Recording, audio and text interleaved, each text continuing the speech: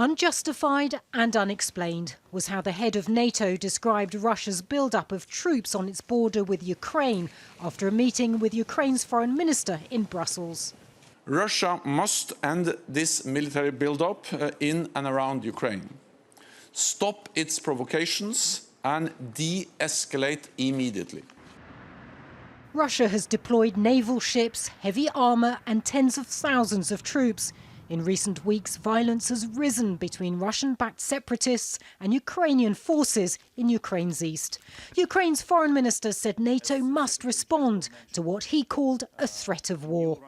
By gathering today, we try to avoid the mistake that was made in 2014 when Russia was ready to act swiftly and pursue its military goals in Crimea and Donbass, while our Western partners were considering their reactions to what was happening on the ground.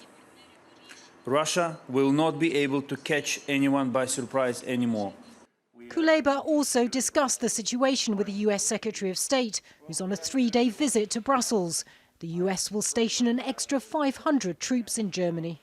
We're seeing, unfortunately, Russia take very provocative actions when it comes to Ukraine. We're now seeing the largest concentration of Russian forces on Ukraine's borders since 2014.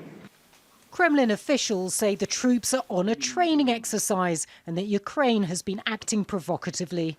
Some analysts say Putin is less interested in conflict than in challenging Washington. What we have seen over the last few months is a breakdown of the US-Russian relation since the Biden administration took power. And I think Putin is basically replying to that and is testing the Biden administration to see how far are they willing to go or how tough are they really on Russia.